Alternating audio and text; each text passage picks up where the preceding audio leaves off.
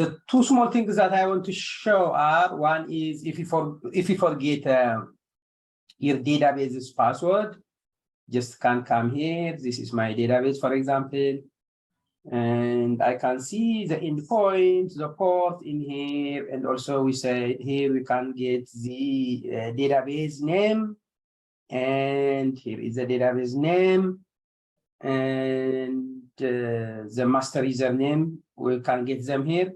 But if we forget the password, we can just modify it by going here. Go, click modify. Then you come here and just enter new password. So come here, then I can insert new password, for example. So after that, I have to confirm the new password, and everything will be, that will be my new password. If in case you forget your password, you can do like that.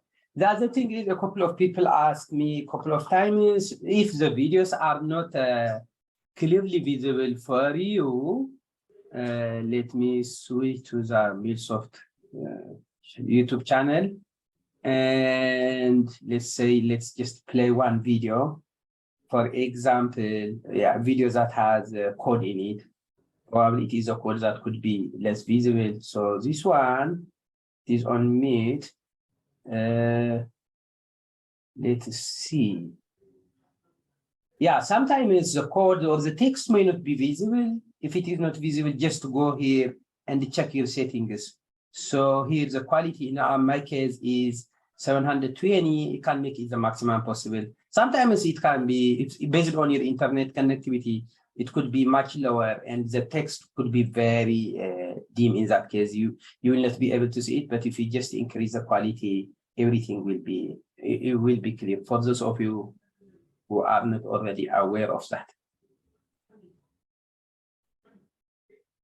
Okay. So,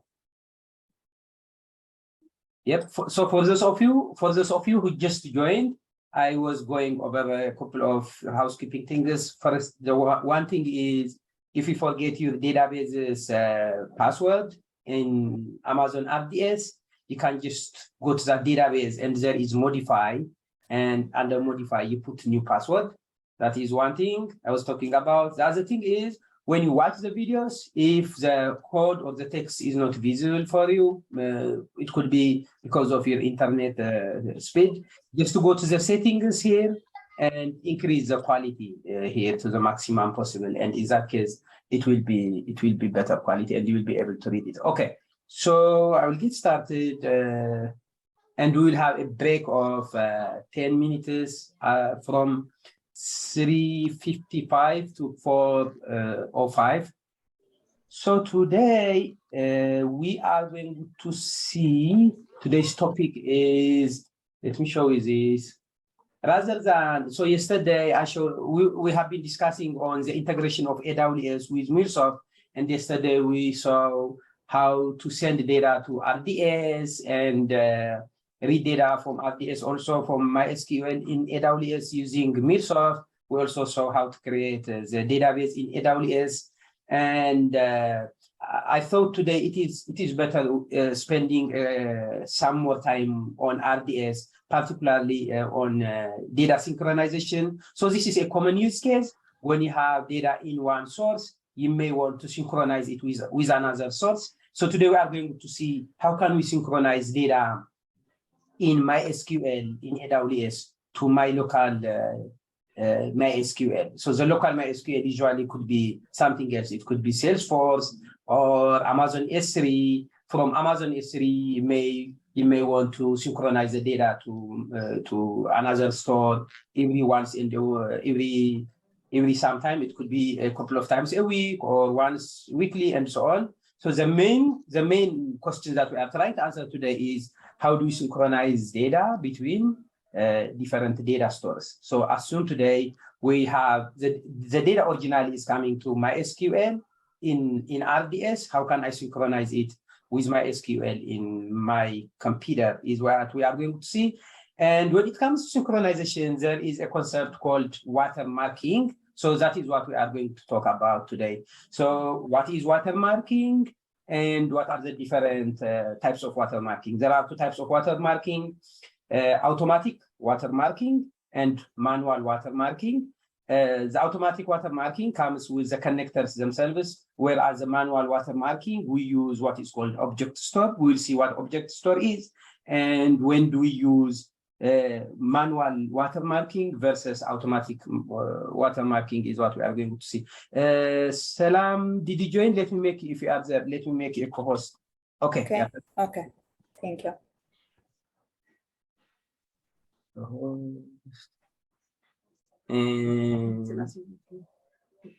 Yeah, and if there are unknown phone numbers, we should not let them in, like yesterday. Okay, thank you. Okay, I will. Thank you. Thank you. Okay, so that's what we are going to see today. It should be fun. Let's start with what watermarking is. So watermarking is easy to avoid duplicate processing while synchronizing data.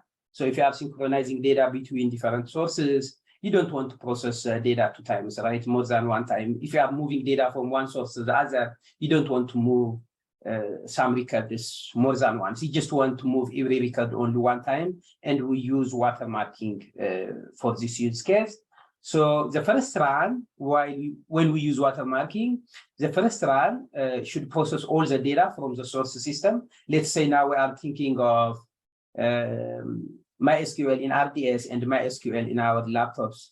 So the first time it is going to move, it is going to copy all the data from RDS to my local MySQL.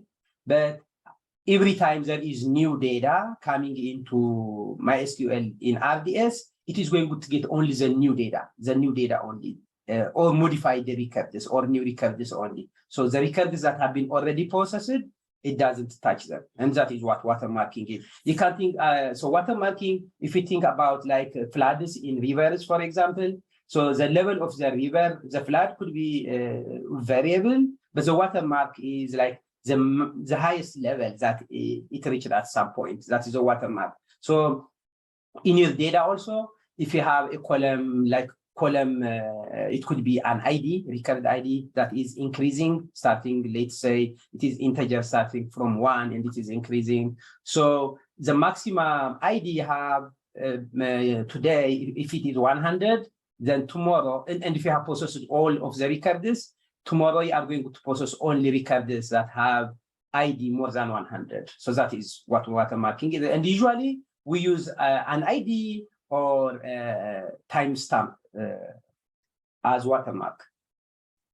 So we store an ID or a timestamp to identify each record or file the first time it is processed, and then compare that to the current value in each subsequent time. So the identifier is a watermark that stores the unique record to identify the delta in the subsequent processes. So basically, we are using the ID or the timestamp to identify new records, and we process only the new records. So that's what we are going to see. And there are 2 types of watermark: automatic watermarking and manual watermarking. First, we'll see the automatic watermarking. So automatic watermarking comes with many of the connectors. So it is a source trigger. Like if you see in here on the, let me bring, okay, give me a second. I will bring a pointer. Login.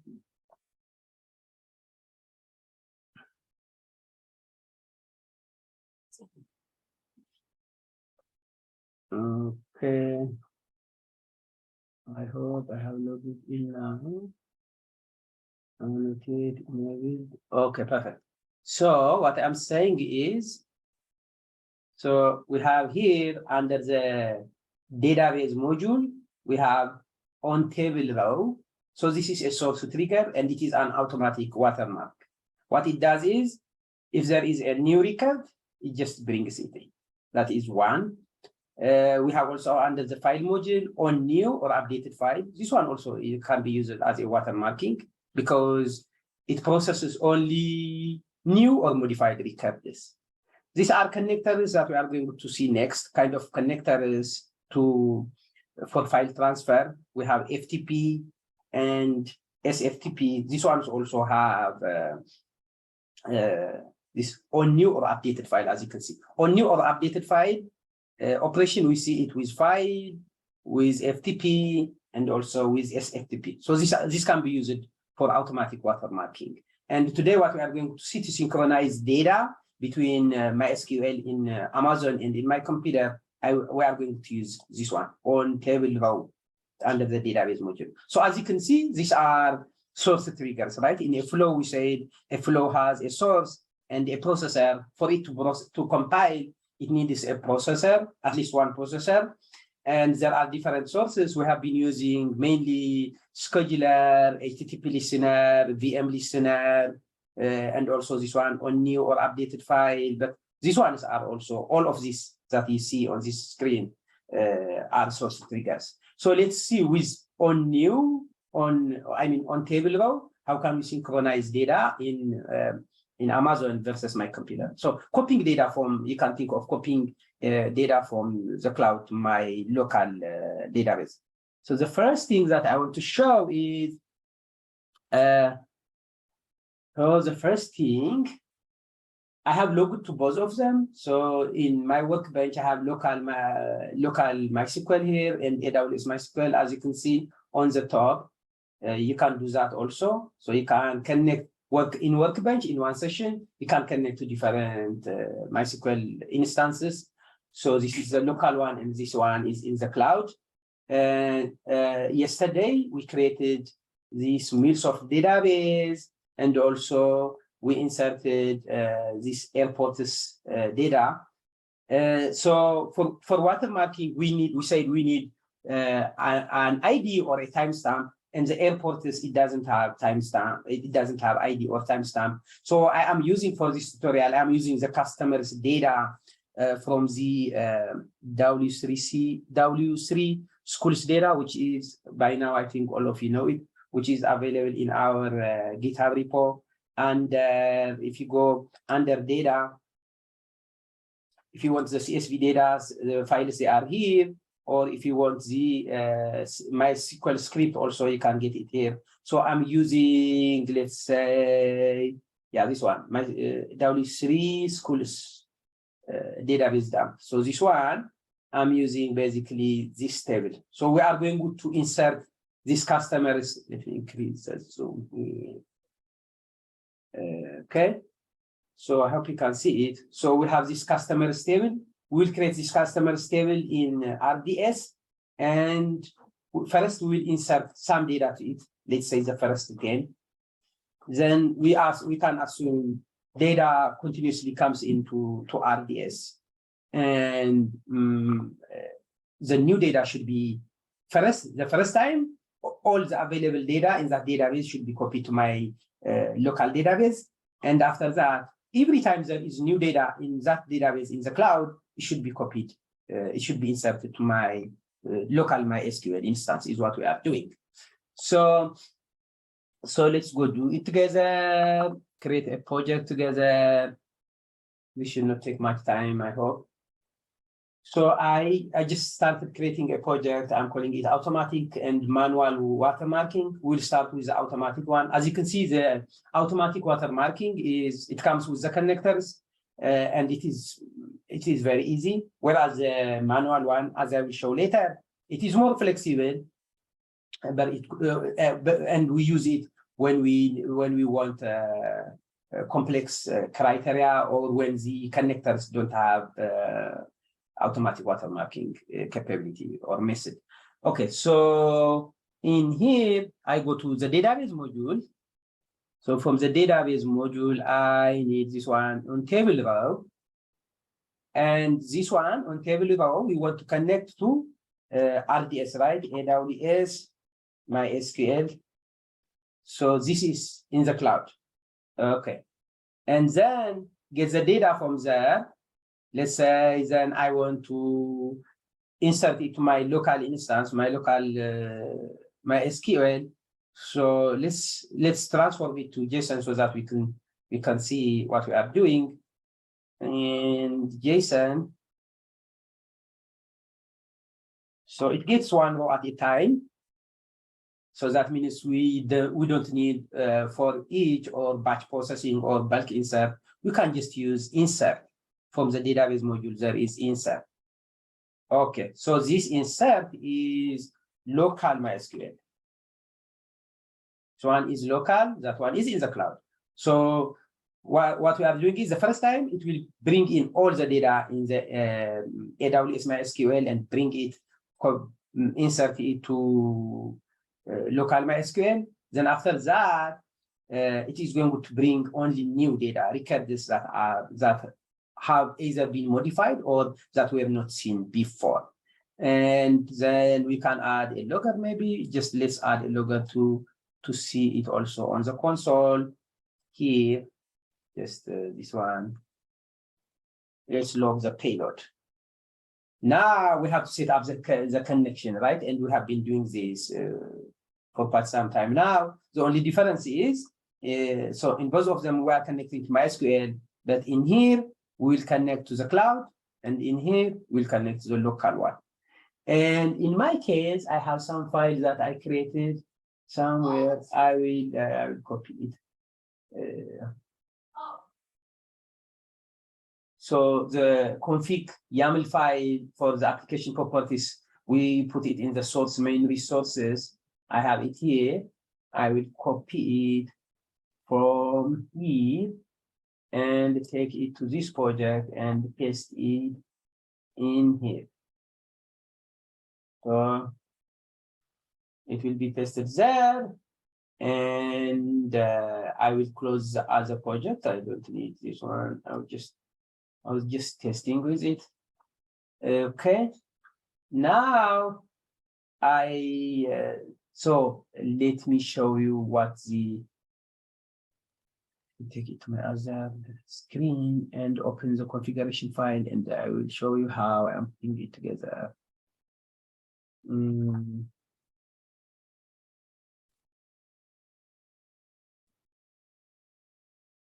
So, okay.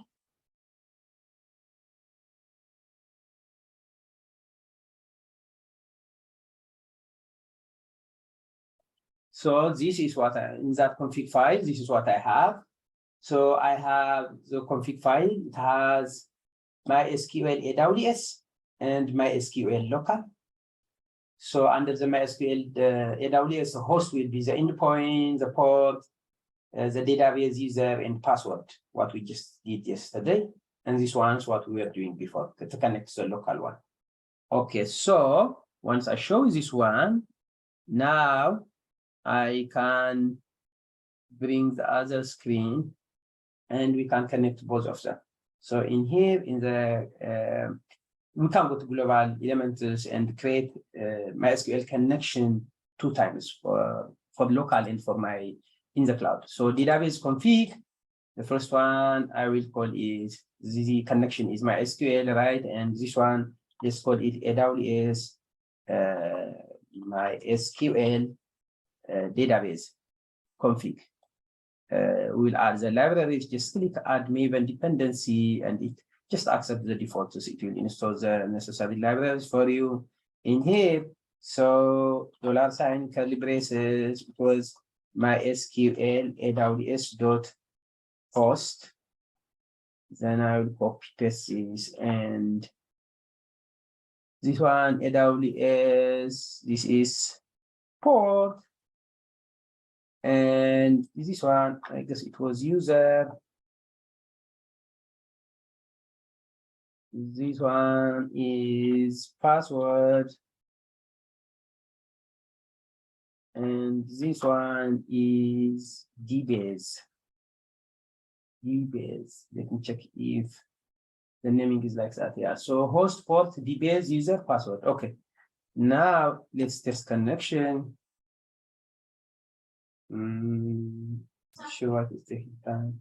Oh yeah, okay. I always missed this one. So this config file, we put the credentials here, but we have to add under the global elements, we have to add application properties. So click create before trying to connect the database. we go to, I think, was it configuration properties? Yes, under global configuration is click configuration properties and choose that file. So that file, the config.yaml contains configuration properties. So, okay, now this should work. I'll save this, and this AWS MySQL database config. I will check now if the connection works. Okay, test connection. Now we have connected to AWS. Now let's create another configuration to my local MySQL. The same way, just create new, and under again connector database config. Now I still the connection is MySQL, but here I will call it local MySQL database. And in here, if I paste this, host is like that. This one, though, it will be local now. Port, now I can copy paste this a couple of times.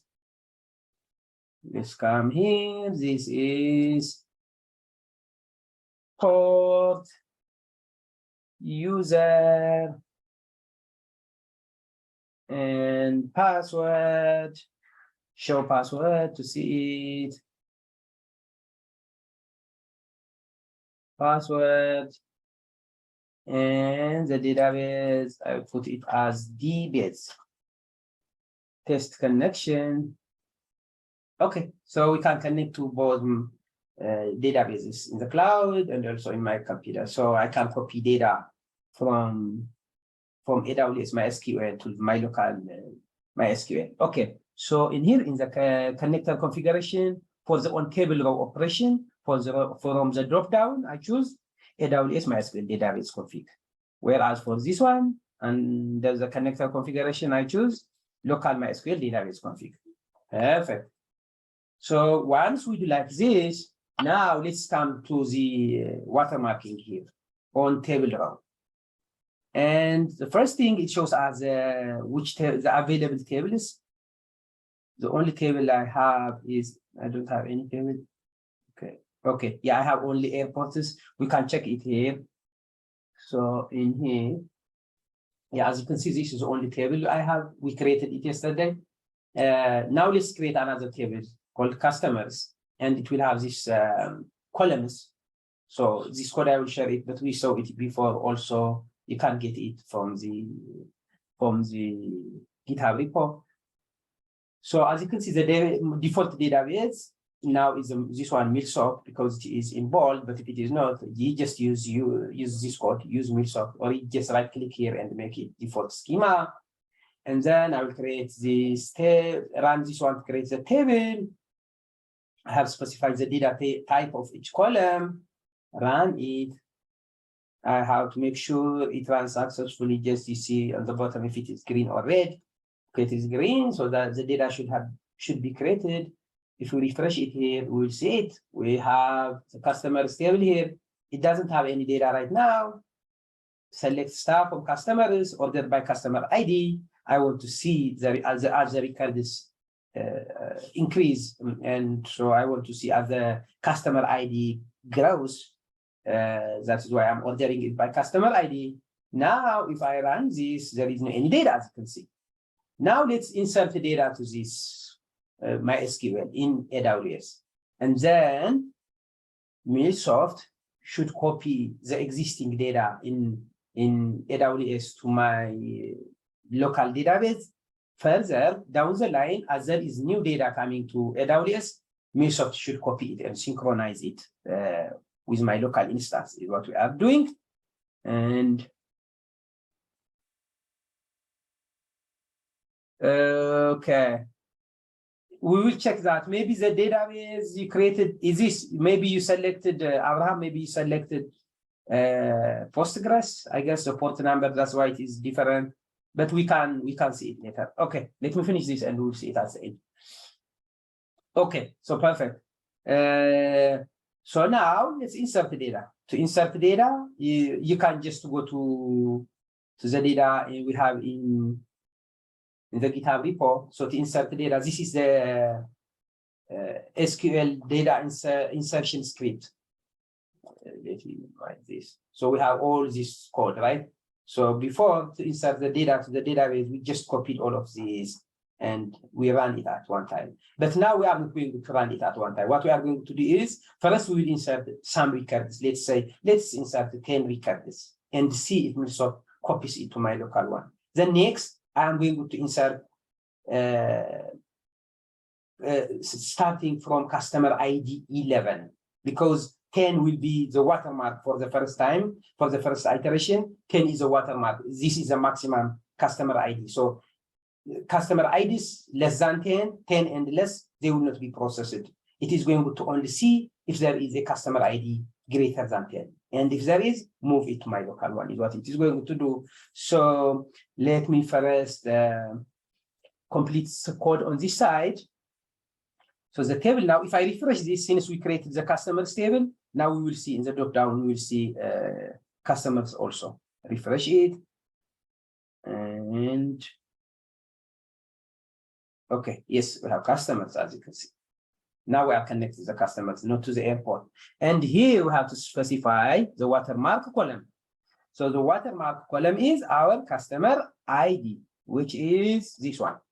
Further, if you have an ID column, it is good also to specify ID column if you have. This helps to make sure a record doesn't get processed, is not processed more than once. So if you have ID column, just include it here also. So our ID column is our watermark column. And as you can see, this is this connector in the scheduling strategy. It is the same as similar to scheduler or new or updated file from the file module. So we have, as you can see, we have cron. You can use cron expression or fixed frequency. Let's go with fixed frequency. And every 10 seconds, I will change this to seconds. It is going to check if there is new data in the database. So the first time it is going to bring everything, because the first time our watermark value will be just 0. Okay, then here we are transforming this to JSON. We say, by the way, I will add this to the GitHub repo later, so you can get it from there also to compare with yours. Here we are just logging the payload, and here in the local MySQL, we want to insert the data to MySQL, and on table row it brings one record, so it inserts one record. That's why we are using insert. If you have multiple, if it is an array, you have to use either for each, parallel for each, bulk insert, and so on. But if it is just one object, you just use insert. We said from previous classes. Now I have the code for this one. To save time, I'll just bring it from here. We saw this in previous classes. So we want to insert into customers, and these are the columns, and these are the keys, and the values for the keys, we get them from here. Okay. Paste it here. This one should be an expression, right? Okay. Now, in my local MySQL also, I should have this table. If I don't have this table and the database that it connects to, then it will give me an error. We checked the connection, it was successful. So we have the database, but let me make sure if I have the table also. So my local MySQL is this one. And under MuleSoft, this is the database that I connected to. As you can see, there is no, if I refresh it, there is no, this is refresh all. Yeah, we don't have customers table, so I will create that table. Same thing, run this code, create the table. Now come and refresh this.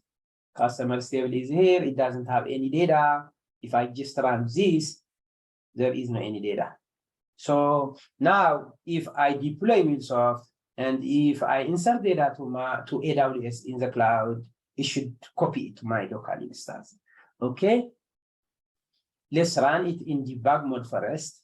I guess, to see what is happening at breakpoint here and debug it.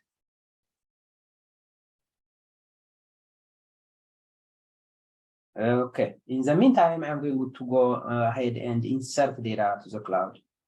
So from, yeah, we have that code in our, if you download it also, I downloaded it and I have a local instance as well. It is this one, the data dump for the W3 schools. So create table, which one was it? Create table customers is here, insert into customers is here. So the first time, let's insert 10 records.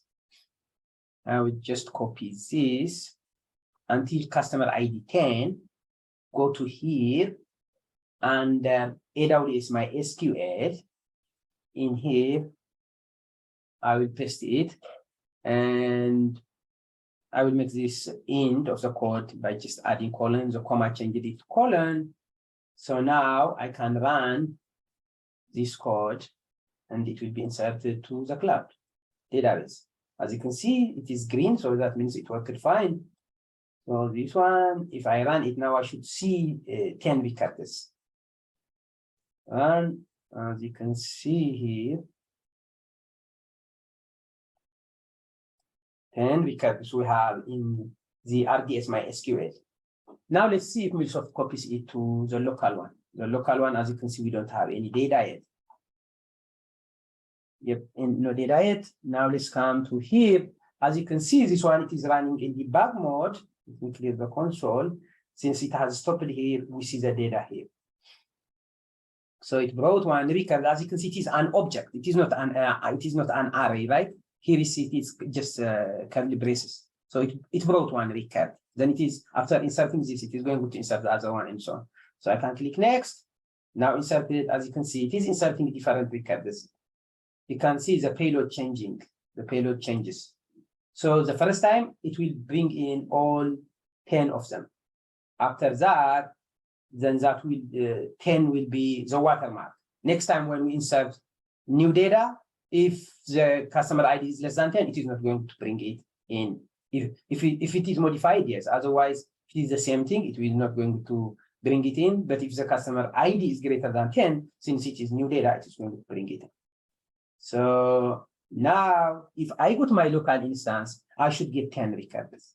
This one, as you can see, there wasn't any record before, but now we have inserted data. It should be there. Yes, we see these 10 records.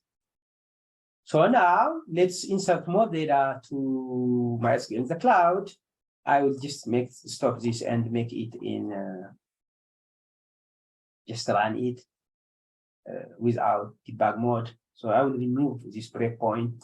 I think, yeah, removing a breakpoint also should be enough. Okay, and design mode. So we inserted from 1 to 10. Now let's insert other new data files. These are very common use cases because there is always new data coming. If you have a website, you have new customers, new interactions.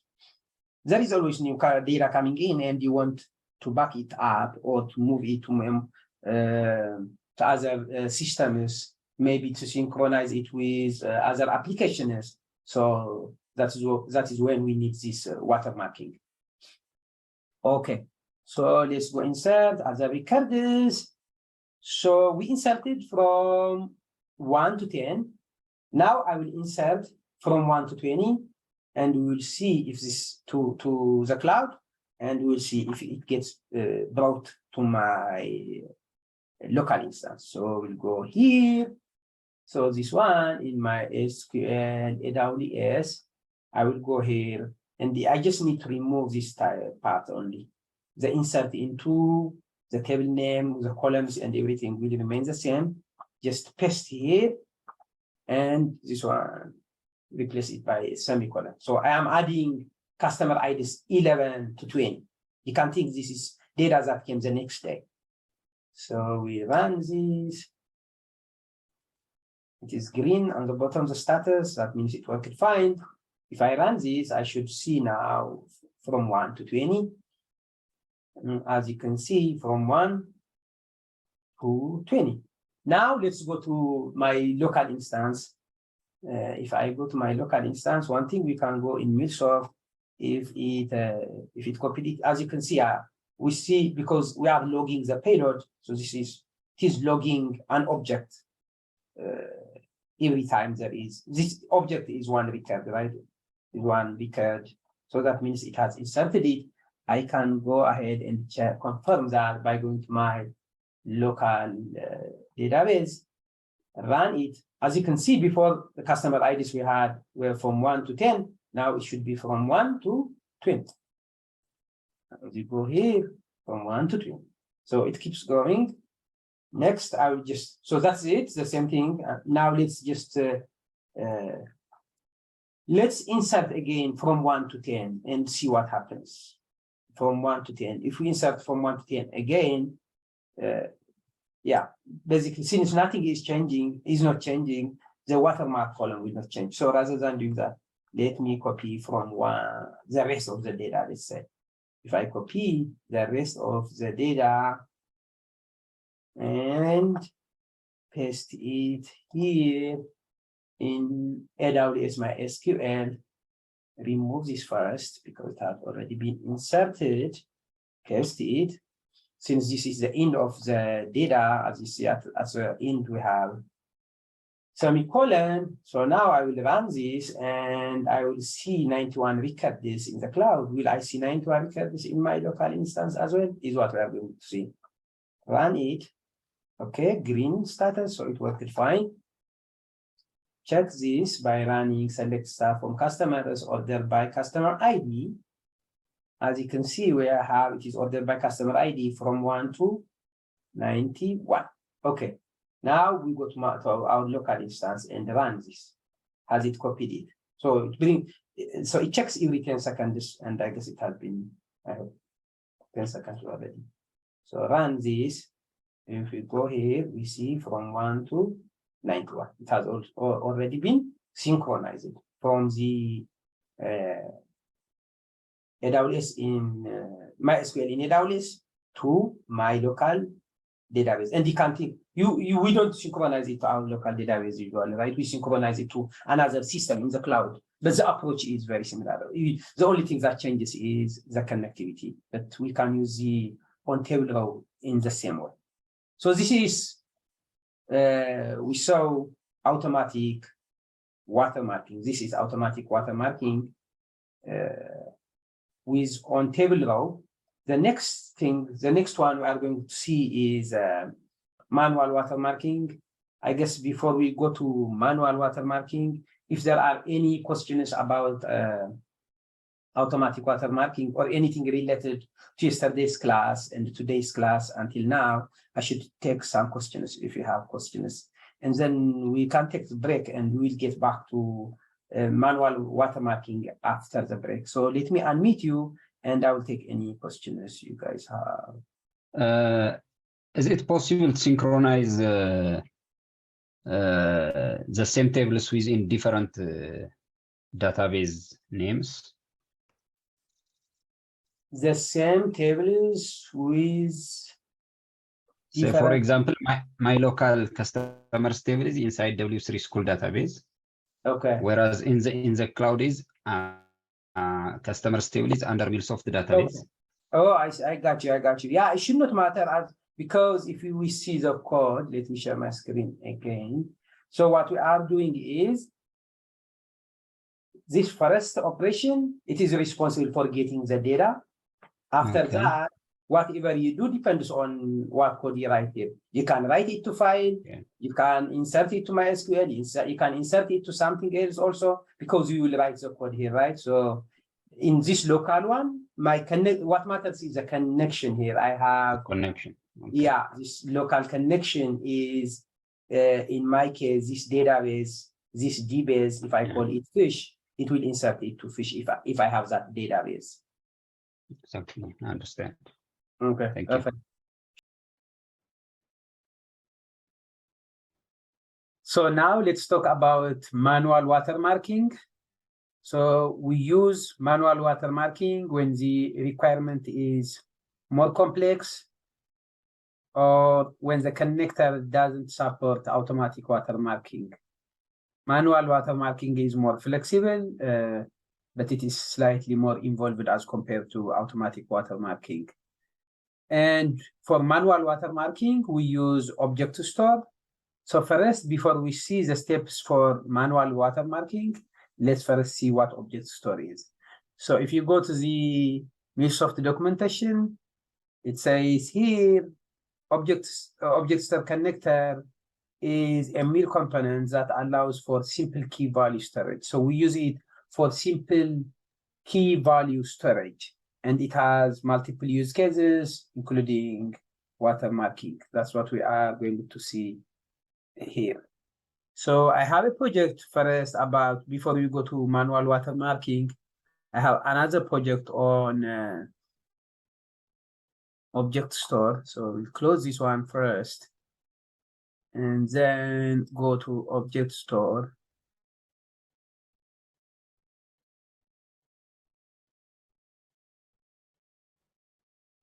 So here it is. If you don't see the module, you just click add module and you will see it here. Just drag and drop it here to the palette. I have object store here, and it has different, it supports different operations, including storing. So stores the given key value using the given key. It stores the given value using the given key. Retrieve all keys, retrieves all keys in the object store. Retrieves all key value pairs, whereas retrieves the value for a given key, and removes key value pair from the object store based on the provided key. And we use containers to check if a key exists in the object store, and there is clear that clears everything from the object store. So I have different flows here to demo that. The first one on the top here is, let me move this. Also, I will run this, the project. So the first flow is, in here, I have a variable.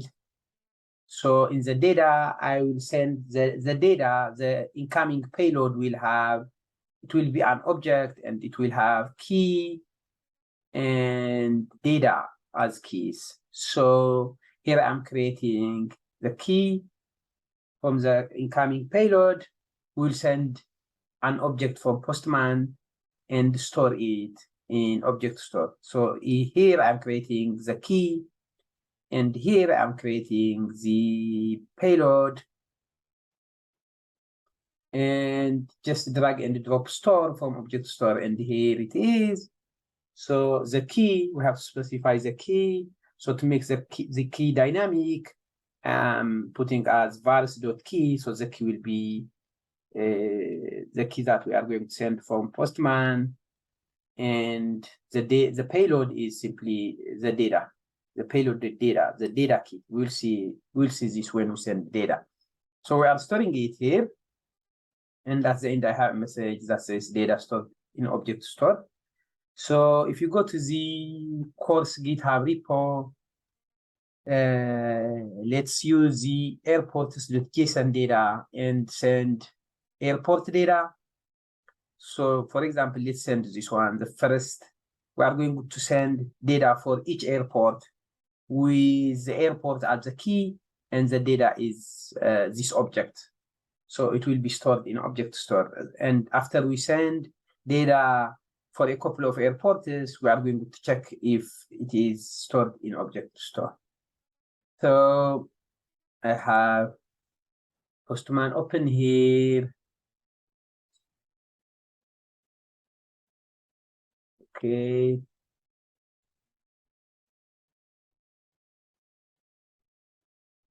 The 81 store. So this is the path for the first flow store, and I will send data for this airport Here under body, just change this to JSON and put it here. So this will be basically the data, and this will be the key.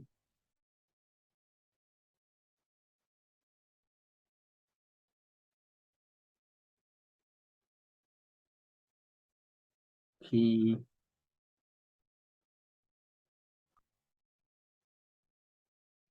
And add comma here.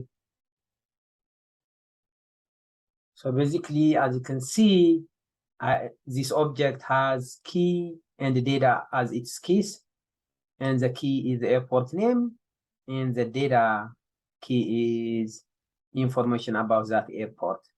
So in object store, it will be stored when it is stored as key value pairs. This will be the key, and this will be the value. So let's see if the project is deployed. Okay.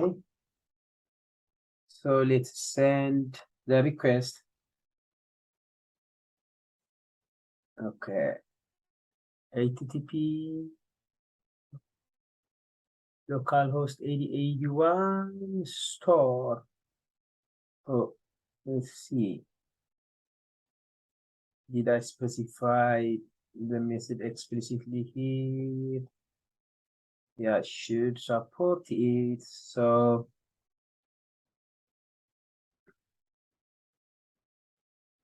is my project running?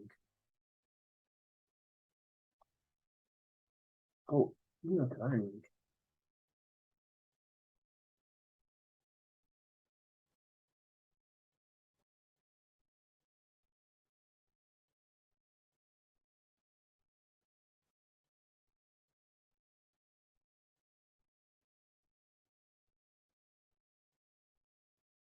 So once it is deployed, we are going to send data for a couple of airports and check if it has been stored in the object store by retrieving the keys, all of them, and specific keys as well.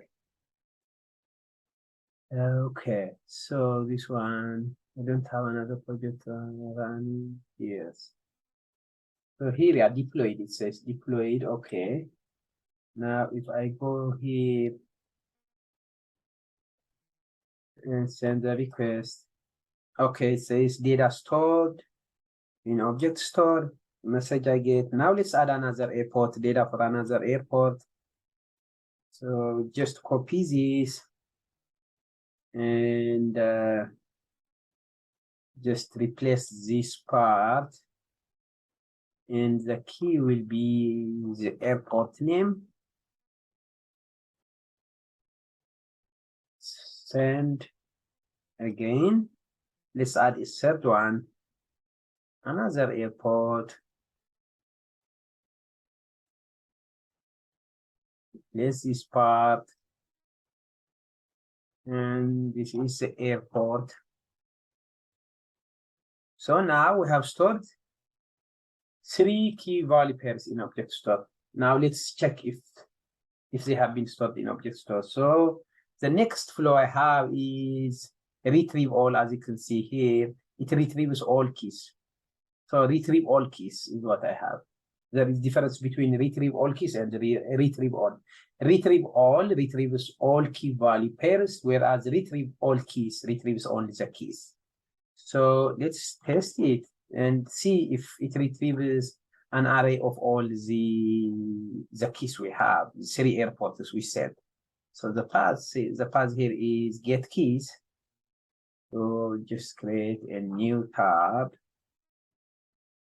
paste it, and get keys. The path, send request. As you can see, we got an array containing the 3 keys, the 3 airports. The next one is retrieve. So retrieve is this one. We have to pass a key, and it is going to give us the value for the key that is provided. So in this case, we are going to pass the key as a query parameter. So key here, as you can see, I'm putting it as attributes.query parameters.key. and then it is going to give us a value for that key. So let's see, create another tab and paste it here. So this will be retrieve, then the query parameter, we pass it using question mark, key equals to, let's pass name of an airport. So this is the airport. Now it will give us the data for this airport. As you can see, it returns the data for this airport. If I pass this key, it is going to give us the data for that particular key. Send request. As you can see, we get the data for that airport. The other one, so we have seen so far about storing, retrieving all keys, and retrieving values for a given key. Now let's see retrieve all. So retrieve all retrieves everything in the object store. So it is going to return basically every key value pairs. So here, when we, by the way, when we add the store his or store operation, we give the name of the store. As you can see, it is just object store. You can see, and if I click edit here, you give it a name, and also by default it is persistent. That means it is written to disk, so it is more reliable, but you can uncheck it if you want to make it in memory, and it will be faster, slightly faster. Can also, by default it stays for 30 days, but you can limit the expiration date to whatever time you want, in minutes or hours. Okay, so that is object store in here. When we use other operations, retrieve all keys, for example, we give the object store name. Retrieve also, we give object store name here, as you can see in the bottom.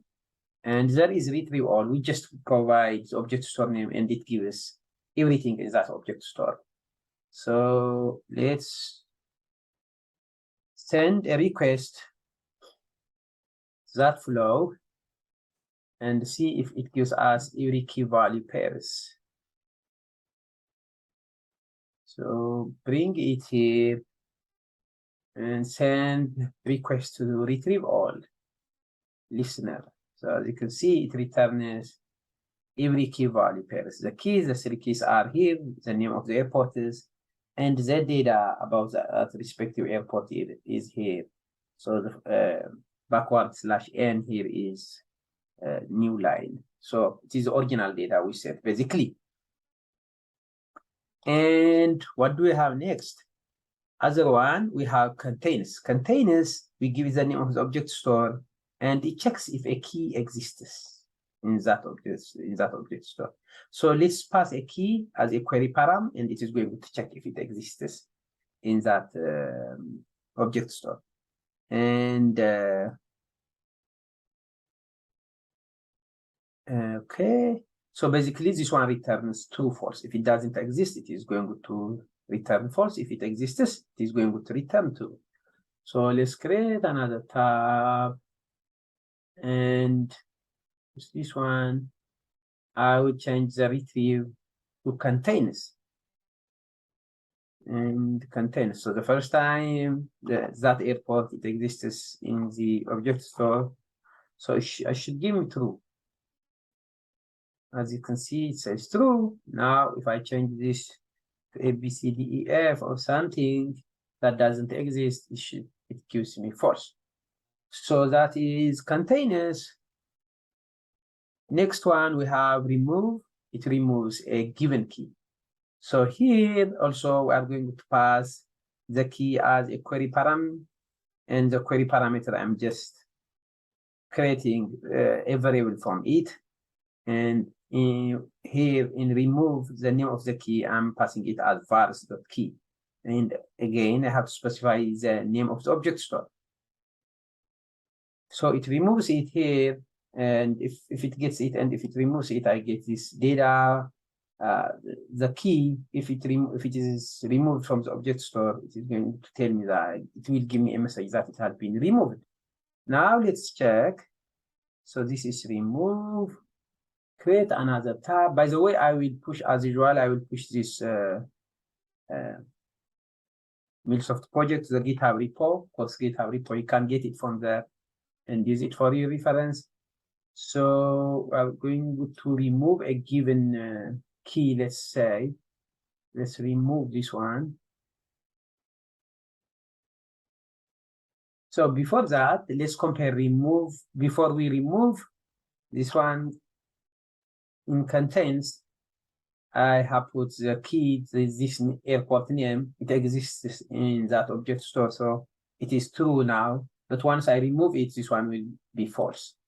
So here I'll change this to remove, and the key is this airport name send. So data for this airport removed from the object store. Now if I get back here and check if it exists, now I should get false. So send request, as you can see now, it says it doesn't exist. It is false. Last but not least, if you want to clear the object store, this is useful. You just use clear and you give it the name of the object store. So here, we have get keys. One of the keys has been removed. It should give us 2 right now. But if I add another tab and send request to remove to clear, I will not get any keys after that. Clear. So object store cleared. Now if you come here and send a request to get keys, this will be an empty array, as you can see. So the object store is now cleared. So this is object store. Practice with it. And now let's go and see manual watermarking using object store. So I will stop this project and close it and get back to what we were working on before. Automatic manual watermarking.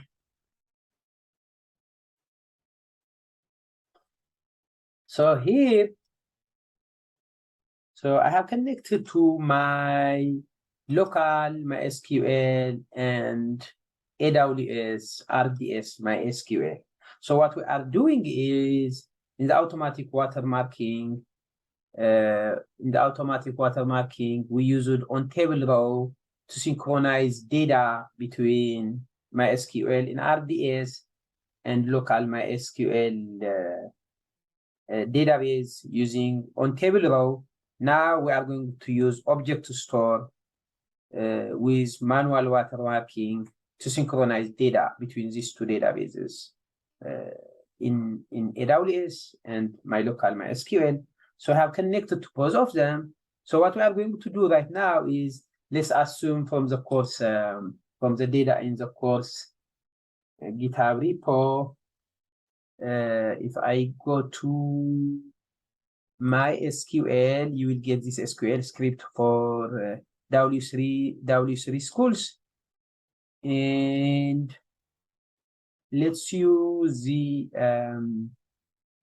suppliers table. So the suppliers, it has country, as you can see here, and supplier ID. So let's say there is new data comes into RDS for different countries, and you want to get only the new data for a specific country. Let's say, for example, for ESA. So we'll use the supplier ID as a watermark. And in our SQL script, we are going to use a where clause to specify the country. So this table, you can copy paste this script. So I'm using this script to create a table, and then from here we are going to insert data to the database in RDS, and then MuleSoft will copy insert data for ESA into my local MySQL. So let's start with AWS MySQL. If I refresh this, this table doesn't exist, so I will run this to create the suppliers table. Now, if I refresh it, I see suppliers. And if I run this, the suppliers data, it doesn't have any, the suppliers table, it doesn't have any data right now. I have not yet inserted any data. As you can see, just series of columns. Now, first, let's insert from here. I just copied the first two rows. So one is for EK, one is for ESA. So only this one will be inserted to my local MySQL, and the watermark will be, by default, in the beginning, we set a default value. We will set it to 0. Then after the first iteration, the watermark will be updated to 2. That will be the maximum watermark. Let's go ahead and see what we have in here. So we use from object store, we use retrieve and store in here. We are using retrieve and store. So first, I have a scheduler that runs at regular intervals.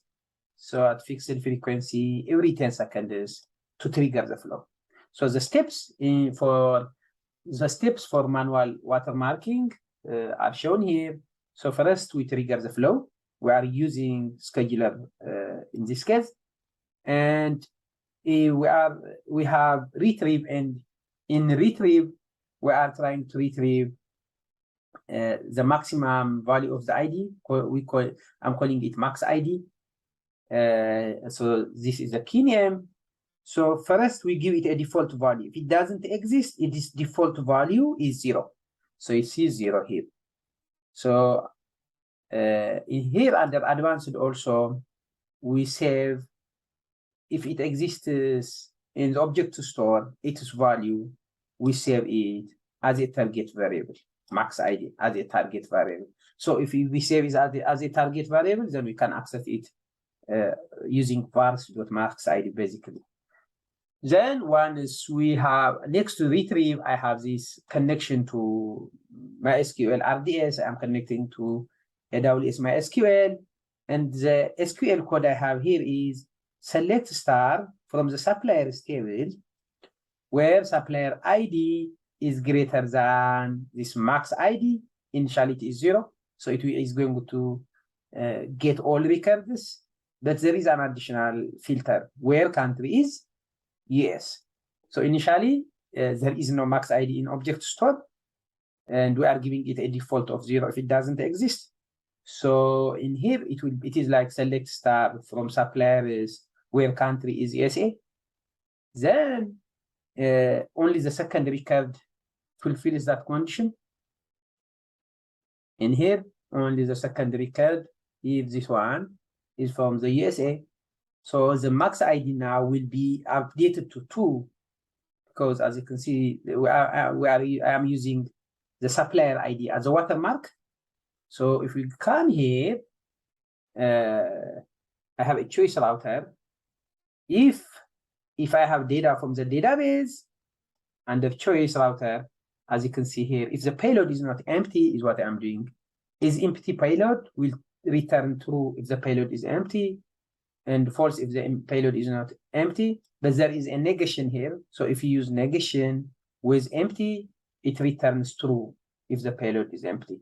If the payload is not empty, it will be if the payload is empty, it will be false, and if the payload is not empty, it will be true. So basically, if the payload is not empty, the upper route will be executed.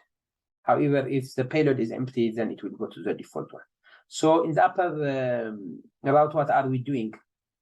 Here we are using the store operation from object store, and we are the key name we are giving is the same key name as what we have in retrieve, which is max ID. Now we want to update the previous max ID. So this is how we are getting the supplier ID. If you do payload dot asterisk supplier ID, it is going to give you an array of all supplier IDs. Then if you use the max function, it will give you the maximum value of the supplier ID, and it is going to store it in the object store, the same object store that we have under retrieve here. So the object store name is just object store. So the key is now being updated to the maximum supplier ID that we have retrieved the data from AWS. After that, I'm just using let me remove this one, either of them. So I was testing with for each and bulk insert. In my case, I don't have much data. It is only a couple of rows, so I can go with for each, or we can also use bulk insert. It doesn't matter. So let me remove this one, and so it is going to insert it to my local MySQL. So this one, bulk insert local MySQL. So it is going to insert it to my local MySQL. Let me create that table in my local MySQL also. So I have this table. Let me see if I refresh this. Let me run this to create that table. Refresh. The table is here. If I run this code, there isn't any data in that table. Now we'll see if MuleSoft inserts data for the USA from AWS. So first, let me insert this data into AWS, and we will see if the second record here, the second row, if it gets inserted into my local MySQL. So insert, run this to insert data, run it. Let me check if the data has been inserted. As you can see, 2 rows have been inserted. Now, if the MuleSoft project is deployed, yes, it has been deployed. Now, it should insert the data into my local MySQL. I can check by running this. As you can see, initially there isn't any data, but now if I run it, as you can see, this row has been inserted and the supplier ID is 2. And right now, the value of the max ID in the payload in the object store has been updated to 2. Initially, it was a default value of 0, but after it gets data from AWS, now the maximum value of the supplier ID, we just have one value, is 2. So it has been updated to that. We can add more records if we just add, let's insert more rows here. I am inserting from 3 to, let's say, 3 easy SA, the rest are not.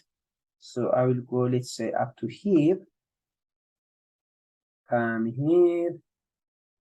And here I will remove these 2 rows and add a semicolon at the end. So if, as you can see, the country, we have USA, Japan, Spain, Australia, UK, Brazil, Germany, and Germany, Italy, Norway.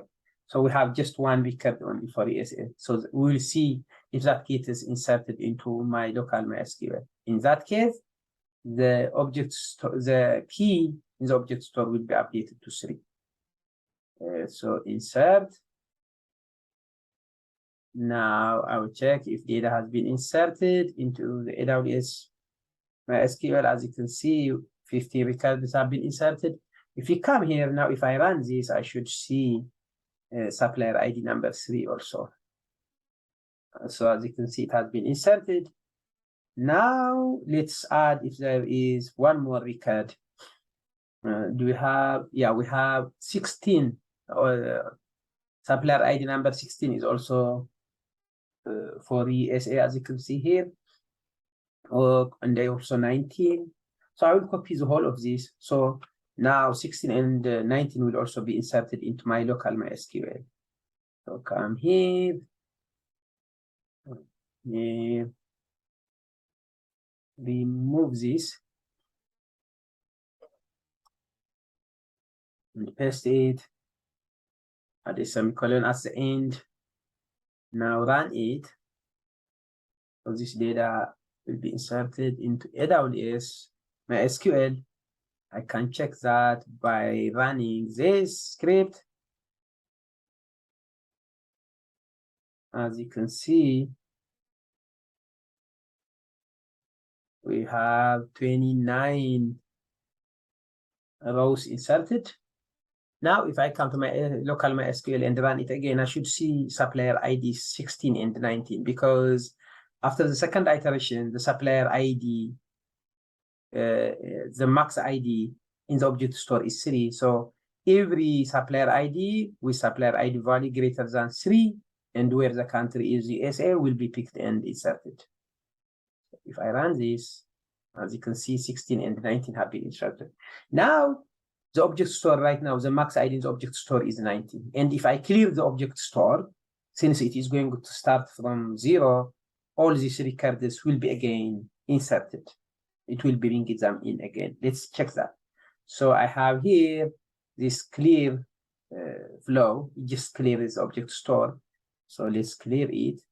Now, if I clear it, that means the max, there is no max ID value. So the default value will be 0. So all records with max ID, with supplier ID greater than 0 will be picked up. So if I come here now to my local MySQL, I should see duplicate records because they will be inserted again. If I run this again, as you can see, we have duplicated records: 2 times 3, 3 times 6, 2 times 16, 2 times 90, 2 times. And if we clear it again now, since it is going to start again because it will lose track of the max ID, it will insert it for the third time. And as you can see, we have, okay, let's give it some time. Yes, as you can see, we have every record duplicated 3 times. So basically, this is how we do manual watermarking using object store. So first, we trigger the flow. In our case, we use it scheduler, as you can see, and we define the key with its default value if it doesn't exist in the object store, and if it exists, we give it a target variable so that we can access it as a variable in our SQL code here using vars.maxid. Then we can write any kind of complex SQL code here. In our case, in this simple tutorial, we are getting new data only for a specific country, but you can add multiple filters in the workflows. Then after that, if this returns data, which means in that case, if the payload is not empty, first thing, get the maximum value of the supplier ID and update the max ID in object store. Then after that, you can do whatever you want with the data. You can ingest it to another database or send it to Salesforce, it can be, or you can write it as flat files to disk and so on. And so this is, in this tutorial, we saw about data synchronization using watermarking, particularly automatic watermarking and manual watermarking. And for manual watermarking, we used object store, and we saw what object store is. It stores key value pairs, and it has different use cases. And we saw also the different operations it supports: storing, retrieving all the keys, retrieving value for a given key, retrieving all values, all key value pairs, and also removing a given key, and also clearing the object store.